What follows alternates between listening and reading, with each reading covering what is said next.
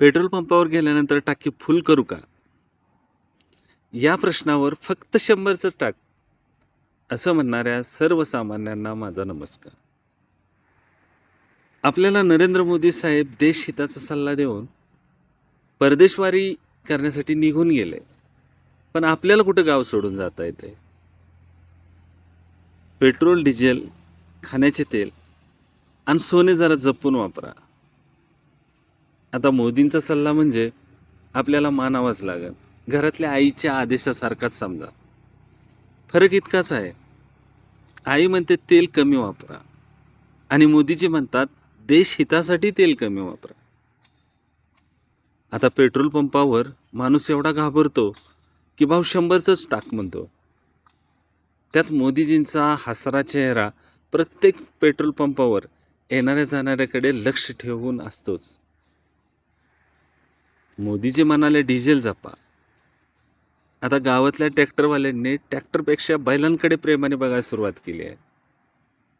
एक मित्र तर म्हणाला, बैल गवत खातो आणि ट्रॅक्टर माझं काळीच खातो.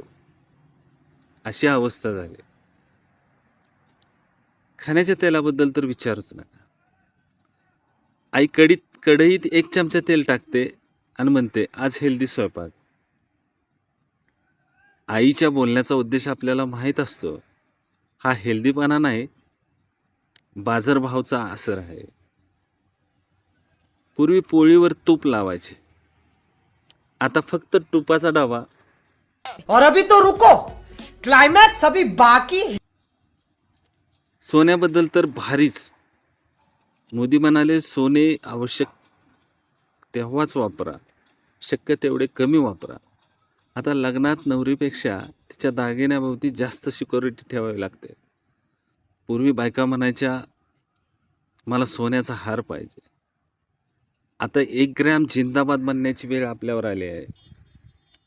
सोन्याचे दरच इतके वाढले की आता सोन्याचे दुकान जरी दिसले तरी अंगावर काटा येतो. खरेदी काय डोंबलं करणार? पण खरं सांगायचं तर मोदींच्या सल्ल्यामध्ये काहीतरी अर्थ आहे. आपण पण कधी कधी जरा जास्तच वापर करतो.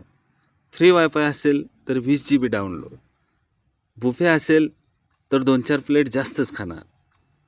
एखाद्याच्या लग्नात गुलाबजामुन दिसले की देशहिताच्या सर्व गोष्टी विसरून आपण लगेच सुरू करतो. म्हणून आता नवीन भारतात नवीन नियम आलेत. गाडी कमी चालवा आणि पाय जास्त चालवा. तेल कमी खा, डॉक्टरांचे बिल कमी करा. सोने कमी घाला, चोरांचा त्रास कमी करा.